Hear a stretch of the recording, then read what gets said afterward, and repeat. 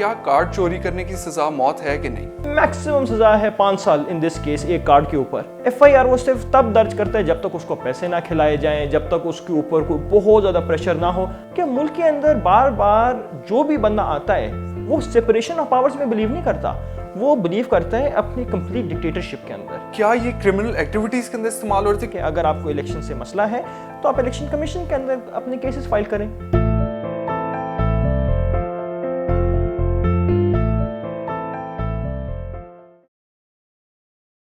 آپ دیکھ رہے ہیں جسٹ ون ٹی وی کے اوپر دا شو کیٹلسٹ ود باسم نصر, اور آج میرے ذہن میں یہ سوال اجاگر ہوتا ہے کہ کیا ایز اے قوم ہماری انسانیت مر چکی ہے؟ جب میں نے یہ صلاح الدین کے منہ سے یہ سوال سنا پولیس کو پوچھتے ہوئے کہ آپ کو مارنا کس نے سکھایا, تو تب 2 سوال میرے ذہن میں اجاگر ہوئے کہ کیا اس قوم کو ناانصافی کے سامنے جھکنا کس نے سکھایا, اور کیا اس قوم کو ناانصافی کے سامنے چپ رہنا کس نے سکھایا. میرے آج کے guest barrister Safi Ullah Ghauri Sahib, a very renowned and a very seasoned lawyer, اور آج ہم ان سے یہی بات کریں گے کہ ہمیں سننے میں تو بہت آتا ہے کہ امیر کے لیے قانون الگ اور غریب کے لیے قانون الگ. تو بیرسٹر صاحب میرا آپ سے یہ سوال ہے کہ کیا یہ امیر اور غریب کے لیے قانون الگ ہے, یا پھر ان قانون کی امپلیمنٹیشن امیر کے لیے کچھ اور غریب کے لیے کچھ اور ہے؟ باسم, آپ نے بہت زبردست سوال کیا ہے. یہ ایک ایسا سوال ہے جو کہ فلسفہ دان جو ہیں پچھلے کئی صدیوں سے سمجھنے کی کوشش کر رہے ہیں کہ کیا وجہ ہے کہ امیر کے لیے ہر چیز مختلف ہے. آج ہمارے ملک میں امیر کے لیے صحت کا نظام الگ ہے, امیر کے لیے تعلیم کا نظام الگ ہے, امیر کے لیے سڑکیں کبھی کبھار الگ ہوتی ہیں اور غریب کے لیے سڑکیں کبھی کبھار الگ ہوتی ہیں. ہم نے اس بات کی بیسس کے اوپر جانے کے لیے ہم دیکھنا پڑے گا کہ تاریخی طور کے اوپر قانون ڈیولپ کیسے ہو رہا ہے. اگر آپ دیکھنا شروع کریں, ایک عام کہاوت ہے کہ اگر آپ 100 روپے کی چوری کریں تو آپ چور, اگر آپ 1 ارب روپے کی چوری کریں تو آپ پرائم منسٹر. اسی طریقے سے اگر آپ دیکھیں کہ اگر آپ ایک قتل کریں تو آپ قاتل, مگر اگر آپ خربوں کا قتل کر دیں تو آپ ایک سپہ سالار, آپ ایک مشہور ایمپرر, آپ کے لیے گیت گائے جاتے ہیں. انفارچونیٹلی ہمارا جو المیہ ہے وہ یہ ہے کہ قانون طاقت سے بن رہا ہے. قانون کا جو بیسس ہے وہ آپ کا بیسک ہیومن موریلٹی نہیں ہے, وہ چیز نہیں ہے جس کی وجہ سے قانون بننا چاہیے. ایک وجہ ہو سکتی ہے قانون بننے کی, وہ یہ ہے کہ قانون اس لیے بنے کہ سب کے سب لوگ برابر رہیں. قانون بننے کی ایک وجہ یہ ہو سکتی ہے کہ تمام کے تمام انسانیت کی فلاح و بہبود ہو, تمام کے تمام لوگوں کا ویلفیئر دیکھا جائے. مگر اصل میں ایسے نہیں ہوتا. اصل میں ایسے ہوتا ہے کہ بادشاہ کبھی بھی پرانے دوروں سے جس طرح بات چل رہی ہے اپنی مرضی سے ملک فتح کرتے تھے, وہ اپنی طاقت, اپنی ایک انا کو پورا کرنے کے لیے قوانین بناتے تھے. ان کے قانون میں ہمیشہ وہ اوپر اور غریب نیچے تھے. اب جب ماڈرن دور آ گیا جیسے کہ آج ہم پاکستان کے اندر ہیں, تو ہم یہ ایکسپیکٹ کرتے ہیں کہ یہ تمام کی تمام چیزیں ختم ہو جائیں گی. ہمیں ہمارے مذہب نے بھی یہ سکھایا کہ امیر اور غریب برابر ہیں. ہمارے جو نبی پاک صلی اللہ علیہ وسلم ہیں انہوں نے سب سے پہلے اپنی جو صحیح ریاست مدینہ قائم کی تھی, اس میں سب سے غریب تو شاید وہ خود تھے. مگر ایسا ہم آج نہیں دیکھ رہے. ہمارے ملک کے اندر جو پورا الیکٹورل سسٹم ہے, آپ ایک سیدھی سی ہم بات دیکھتے ہیں باسم کہ مجھے نہیں لگتا کہ اس ملک کے اندر کوئی بندہ جو کہ غریب ہے وہ الیکشن کے لیے کھڑا ہو سکتا ہے. اگر وہ الیکشن کے لیے کھڑا نہیں ہو سکتا تو قانون ایک بندہ جو کہ غریب نہیں ہے وہ کیسے بنائے گا ایسا قانون جو کہ غریب کے لیے ہوگا؟ ہمیشہ قانون ایسے بنتے ہیں جو کہ امیر کے لیے ہوتے ہیں. اب آ جاتی ہے بات اصلی امپلیمنٹیشن کی کہ as far as our constitution is concern, جہاں تک آئین کہتا ہے وہ تو یہ بات بڑے کلیئرلی کہہ رہا ہے کہ جی ہم تو اس کے اندر امیر غریب میں فرق نہیں کریں گے. مگر سسٹم کیا ہے؟ سسٹم یہ ہے کہ غریب آج ملک کے اندر بیلوں کے لیے اگر 5-5 ہزار بھی دینے کے لیے پڑے ہوئے ہیں, اور اس طرح کے آپ کے پاس کئی لاکھوں غریب پڑے ہوئے ہیں آپ کی جیلوں کے اندر جو کہ صرف 5,000 روپیہ بیل کا نہیں دے سکتے, اور وہ ساری زندگی گزار دیتے ہیں, اپنے آپ کو ڈیفینڈ نہیں کر پاتے, پہلے بیسک انویسٹیگیشن سٹیج سے نکل نہیں پاتے. اور امیر جو ہے وہ فوری طور کے اوپر جا کے اچھے سے اچھا وکیل رکھ سکتا ہے جس کو وہ کروڑوں فیس دے گا. چھوٹی سی بات ہے. اور اسی آپ کی بات سے مجھے ایک بات یاد آتی ہے کہ ہم نے کچھ دیر پہلے دیکھا کہ ایک غریب بندہ جب جیل میں جاتا ہے, جیسے آپ نے اگزامپل دی, ایک چھوٹی سی چوری کی وجہ سے بھی وہ سالوں جیل میں رہ جاتا ہے, جبکہ ہمارے کئی سیاسی لوگوں کی اگر آپ اگزامپل لیں تو اتوار والے دن بھی ان کی بیل کرا کر ان کو جیل کی طرف سے واپس لے جایا گیا.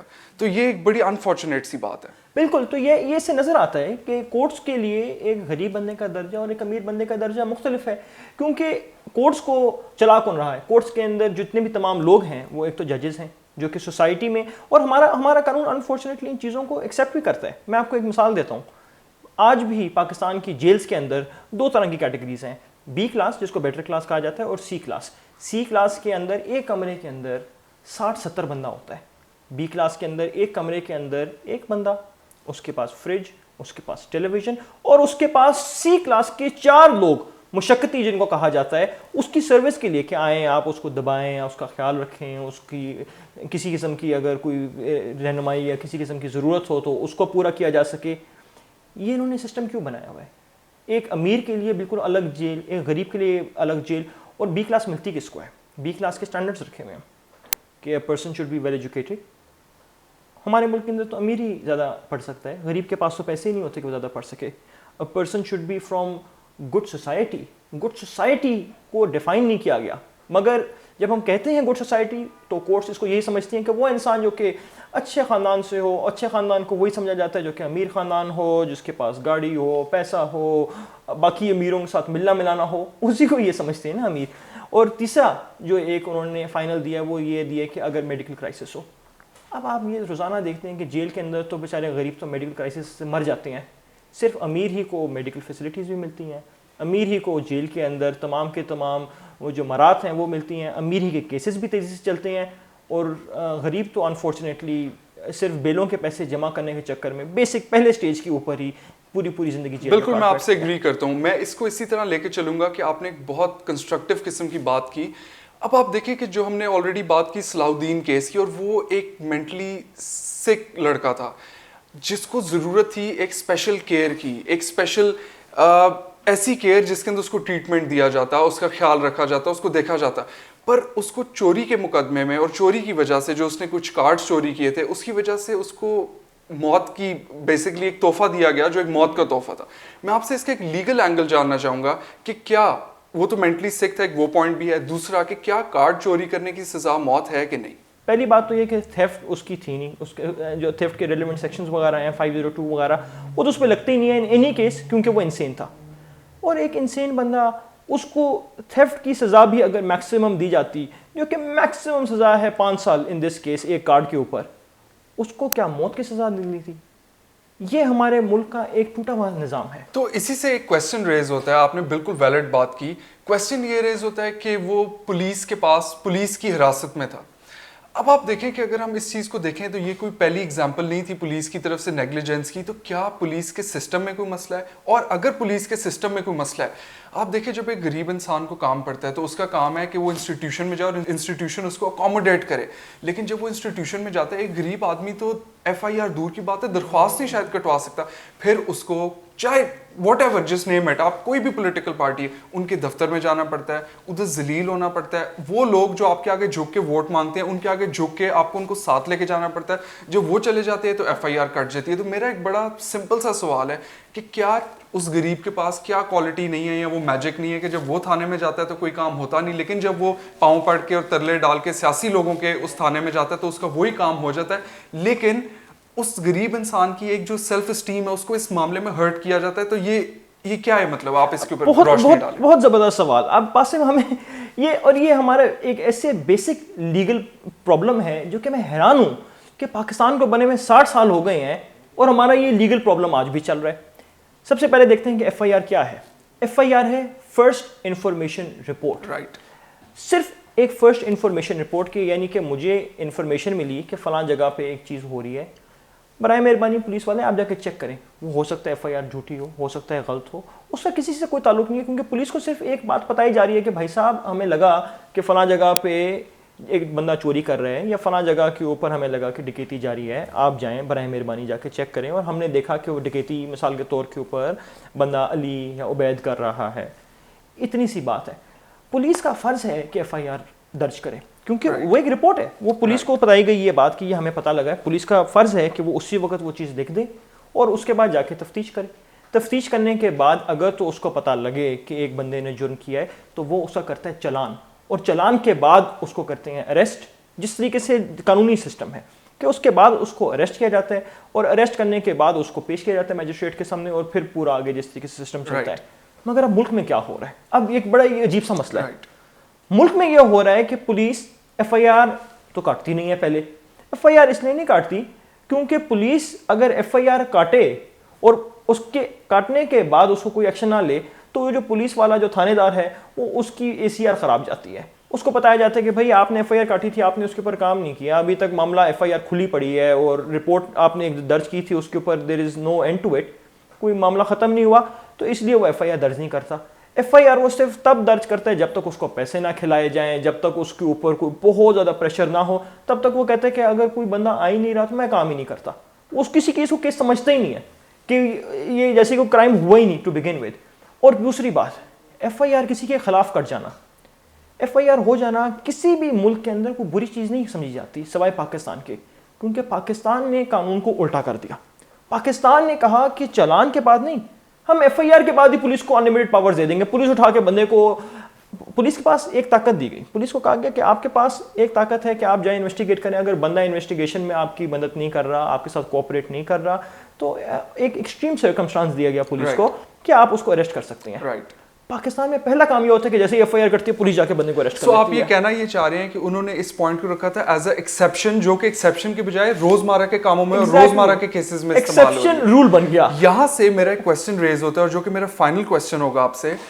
آپ سپریشن آف پاورز کے کانسیپٹ کو بہت بہترین سمجھتے ہیں, اور میں چاہوں گا کہ ہمارے ویورز کو آپ یہ بتائیں کہ ہم نے جو یہ دیکھا پولیٹیکل جو آپ کی سیاسی مداخلت پولیس میں, کیا یہ ایک جو آپ کا کانسیپٹ ہے سپریشن آف پاورز کا, اس کو نگیٹ نہیں کرتی کہ آپ کے جو لیجسلیچرز ہیں وہ مینیپولیٹ کر رہے ہیں آپ کے ایگزیکٹوز کو؟ یہ میرے خیال میں ایک کنسسٹنٹ پرابلم چل رہا ہے, صرف پولیس کے لیے نہیں. پولیس تو ایک بہت ہی اہم ادارہ ہے, پاکستان کے تمام اداروں کے اوپر یہ مسائل ہے. پاکستان کے لیے عام طور پہ ایک لفظ استعمال ہوتا ہے, اسٹیٹ کیپچر. اسٹیٹ کیپچر کا مطلب یہ ہے کہ جو بندہ طاقت میں آتا ہے, جب وہ آتا ہے طاقت کے اندر, تو اس کی کوشش ہوتی ہے کہ وہ ملک کے تمام اداروں کو اپنا محکوم بنا دے. رائٹ. اور وہ تمام کے تمام ادارے صرف اس کے لیے کام کریں, نہ کہ پاکستان کے لیے. ایک میں آپ کو مثال دیتا ہوں, اگر آپ پہلے زرداری صاحب کو دیکھیں. زرداری صاحب آتے ہیں, اب GIT رپورٹ میں سب کچھ لکھا ہوا ہے, یہ ایسی بات تو نہیں ہے کہ ہمیں GIT رپورٹ کا نہیں پتا. زرداری صاحب آتے ہیں, اب GIT رپورٹ مینشن کرتی ہے کہ زرداری صاحب آئے اپنی کرپشن کے لیے, اپنے فیک اکاؤنٹس بنوانے کے لیے. پاکستان کے ادارے, state bank of Pakistan, securities exchange commission, FBR, یہ تمام کے تمام ملوث تھے ایک بندے کی جو کرمنل ایکٹیویٹیز ہیں ان کو کنڈکٹ کرنے میں. اچھا, یہ تو میرے لیے بھی آئی اوپنر ہے. آپ یہ کہہ رہے ہیں کہ یہ سارے ادارے اس چیز میں ملوث تھے؟ ملوث نہیں, they knew about it. did not know about it, they were encouraging it. وہ سارا کچھ بنا رہے تھے. مثال کے طور کے اوپر ایک بینک بنایا گیا, سمٹ بینک, جس کا کام یہ تھا کہ زرداری کے پیسے جو بھی فیک اکاؤنٹس کے ہیں وہ آئیں. وہ بینک بنایا ہی اسٹیٹ بینک نے, اسٹیٹ بینک دیتا ہے نا اس کی. تو یہ انسٹیٹیوشنز ایک برج کا کام پلے کر رہے تھے, بیچ فیسیلیٹیشن کا کام کر رہے تھے, اور اسی کے اندر آپ کی سندھ پولیس آ جاتی ہے.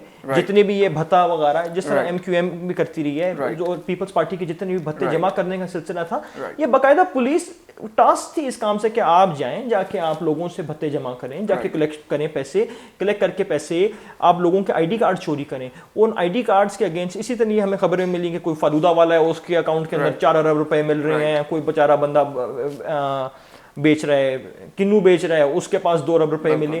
یہ سارا پولیس کر رہی تھی. یہ سب کے ڈیٹا لے کر یہ سارا کا سارا ڈیٹا اسٹیٹ بینک کو دینا, پھر وہ اسٹیٹ بینک سے FBR سے ان کی ٹیکس ریٹرنز وغیرہ فائل کرنا, یہ تمام انسٹیٹیوشنل کام میں پورا کا پورا ملک ملوث تھا. اور پھر ہم دیکھتے ہیں کہ مثال کے طور کے اوپر یوسف رضا گیلانی والے کیس کے اندر, میں پھر سے ایک اور ایگزامپل دیتا ہوں. یوسف رضا گیلانی والے کیس کے اندر سپریم کورٹ کہہ رہی ہے آپ کے FBR کو, سپریم کورٹ کہہ رہی ہے اس وقت آپ کے FIA کو کہ آپ اس بندے کے خلاف جب وہ پراپرٹیز وغیرہ ڈسکور کرنی تھی, ان کے جو ایسٹس وغیرہ تھے, وہ آپ ان کے خلاف لکھیں فورن انسٹیٹیوشنز کو. وہ ریفیوز کریں, وہ کہتے ہیں ہم نہیں کرتے. یہ تو ایک نیگلیجنس ہوئی, بہت negligence. This is criminal activity, this is not negligence. Negligence تو ایک ایسی چیز ہے جو کہ غلطی سے ہو گئی, یہ تو جان پوچھ کے. This is something that they are very much a part of. یہ اگر ایک کرمنل گینگ ہے تو یہ اس کے اندر the rest of them are co-accused, اور that is what's been happening within the country. کہ ملک کے اندر بار بار جو بھی بندہ آتا ہے وہ سپریشن آف پاورز میں بلیو نہیں کرتا, وہ بلیو کرتا ہے اپنی کمپلیٹ ڈکٹیٹرشپ کے اندر. اور ہماری انفارچونیٹلی ہسٹری بھی یہی رہی ہے کہ یا تو آدھا وقت ملٹری ڈکٹیٹرز تھے جنہوں نے کانسٹیٹیوشن کو سسپینڈ کر دیا, اور اگر آپ سویلین دور کو دیکھیں یا سو کالڈ سویلین دور کو, تو ڈیموکریسی ملک میں کبھی قائم ہی نہیں ہوئی. کیونکہ جو وہ سویلین ڈکٹیٹرز تھے, وہ جو سویلین لوگ تھے وہ بھی ڈکٹیٹرز تھے. انہوں نے بھی اسی طریقے سے تمام کے تمام کانسٹیٹیوشنل جو ساری سیف گارڈ سے ان کو وائلیٹ کیا اور ہر طریقے سے کوشش کی کہ وہ بھی اور آپ نے یہ ورڈ ڈکٹیٹ کرنے کا استعمال کیا, یہ بڑا انٹرسٹنگ ہے. اگر آپ ایک پولیٹیکل فورس کو بھی دیکھیں, آپ نے ایم کیو ایم کی بات کی, آپ نے کہا کہ بھتے کلیکٹ کیے جاتے تھے تب.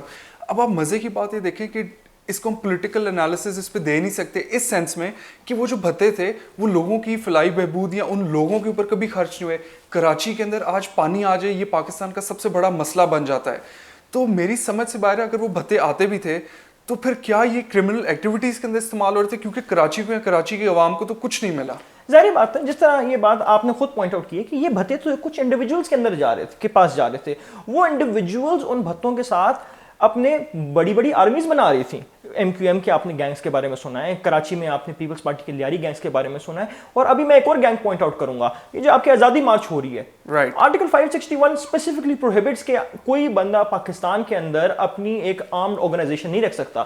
مگر مولانا فضل الرحمان تو اوپنلی سوشل میڈیا پہ دکھا رہا ہے کہ اس کے جو جتنے گارڈز ہیں سب کے سب ایک یونیفارم کے اندر ہیں اور وہ اس کو گارڈ آف آنر پیش کر رہے ہیں. گارڈ آف آنر جو کہ ایک ملٹری کی چیز ہے, ایک انڈیویجول اپنے آپ کو خود ہی پریزنٹ کروا رہا ہے. اس پہ میرا ایک کوسچن ریز ہوتا ہے, آپ نے ابھی جب اسٹوڈیو آنا تھا تو آپ کے ذہن میں تھا کہ آپ اسٹوڈیو جا رہے ہیں, اور آپ کے ذہن میں پوائنٹ تھا آپ کیوں جا رہے ہیں, کیونکہ آپ انٹرویو دینے جا رہے ہیں. میں نے یہاں پہ آنا تھا, میں نے انٹرویو لینے آنا تھا. مولانا صاحب جب اسلام آباد آ رہے ہیں تو مجھے ابھی تک ایجنڈا سمجھ نہیں آ رہا کہ on what basis he is coming to Islamabad, number 1. Number 2 مجھے یہ سمجھ نہیں آ رہا کہ فار ایگزامپل وہ کہتے ہیں مجھے الیکٹورل پروسیس سے کوئی مسئلہ ہے, تو الیکٹورل پروسیس سے مسئلہ ان کو ڈے 1 سے ہے کہ نہیں. دوسرا کے پی کے اندر وہ اپوزیشن لیڈر ان کی پارٹی کا, بلوچستان میں اپوزیشن لیڈر ان کی پارٹی کا, تو اگر الیکٹورل ریفارم سے مسئلہ تھا تو بلوچستان اور کے پی کے اندر جو ان کی ایز اے اپوزیشن پارٹی وہ وہاں پہ ابھر رہے ہیں اور نظر آ رہے ہیں, تو کیا وہ بھی کویسچنیبل ہے یا نہیں؟ اگر اتنا ہی مسئلہ ہے کہ الیکشنز غلط ہوئے تھے تو خود تو پہلے ریزائن کریں, کم از کم اپنی پارٹی کے تمام ممبران سے تو ریزائن کروائیں. کیونکہ اگر پورے الیکشنز ہی فیک تھے جس طرح وہ کہتے ہیں, تو پھر اپنی پارٹی کو بھی پہلے کہیں کہ وہ بھی فیک تھے. پھر تو چیریٹی اسٹارٹس ایٹ ہوم. پہلے آپ اپنے آپ کو کہیں کہ میں اپنی صفائی کرتا ہوں, پھر اس کے بعد باقیوں کو جا کے کہیں. دیکھیں مولانا صاحب کا تو آپ نے خود مجھ سے بہت بہتر بتا دیا. سب سے پہلے انہوں نے کہا کہ میں ناموس رسالت کے اوپر پروٹیسٹ کروں گا. جب عمران خان صاحب گئے UNGA اور انہوں نے جا کے محمد صلی اللہ علیہ وسلم کی بات کی, تو اب ایک دم معاملہ چینج ہو کے انہوں نے کہہ دیا کہ نہیں میں الیکشنز کی بات کروں گا. اب جب الیکشنز کے اوپر ان کو دعوت دی گئی کہ آپ آئیں, اور جو اس کا صحیح طریقہ ہے وہ یہ ہے کہ اگر آپ کو الیکشن سے مسئلہ ہے تو آپ الیکشن کمیشن کے اندر اپنے کیسز فائل کریں. جیسے کوئٹہ کا جو deputy speaker Qasim sorry PTI کا ڈیسیٹ کر دیا الیکشن کمیشن نے, اور جس طریقے سے پہلے ان دا پاسٹ ہم نے دیکھا ہے کہ الیکشن کمیشن ایک ادارہ بنا ہی اسی پرپز کے لیے ہے کہ اگر کسی کو کوئی گلا شکوہ ہے وہ آئے اور جا کے فائل کر دے کیس. تو ان کو جب دعوت دی گئی تو وہ کہتے ہیں کہ نہیں ہم تو اس کو نہیں مانتے, ہم الیکشن کمیشن کو نہیں مانتے. اور اب جو لیٹسٹ بات آ رہی ہے وہ یہ کہہ رہے ہیں کہ میں مہنگائی کے خلاف کر رہا ہوں. تو یہ تو ہو سکتا ہے کل وہ آئیں اور آ کے کہیں کہ میں ماحولی آلودگی کے خلاف کر رہا ہوں, پرسوں وہ آ کے کہیں کہ میں کسی اور چیز پہ کر رہا ہوں. مگر بات اصل میں یہ ہے کہ بڑا کلیئر ہے کہ ان کا پرپس صرف ایک ہے, وہ یہ ہے کہ ایک گورنمنٹ کو کسی طریقے سے تکلیف پہنچانا, اس کو کام نہ کرنے دینا, اور عام شہری جو ہیں ان کی زندگی اس حد تک اجیرن کرنا کہ وہ شاید حکومت کو فورس کرنا شروع کریں کہ وہ کسی قسم کا ان کے خلاف کوئرسو ایکشن لے. تو بیرسٹر صاحب thank you so much for today, آپ کے آنے کا, آپ کے وقت دینے کا. اور ناظرین میں آپ کو یہ بتاؤں کہ میرے سارے ویورز کے لیے کہ آج صرف یہ آپ کے لیے یہ باتیں نہیں بلکہ میرے لیے بھی ان میں سے کچھ بہت آئی اوپنر تھی, ان کا لیگل اسپیکٹ ہو یا پولیٹیکل اسپیکٹ ہو. سو انشاءاللہ ہم نیکسٹ ویک ملیں گے, اور آج کے لیے ہم سائننگ آف. اور میں پھر سے بہت شکریہ ادا کروں گا بیرسٹر صفی اللہ غوری صاحب کا for his kind words and his time. Thank you so much. Signing off for today.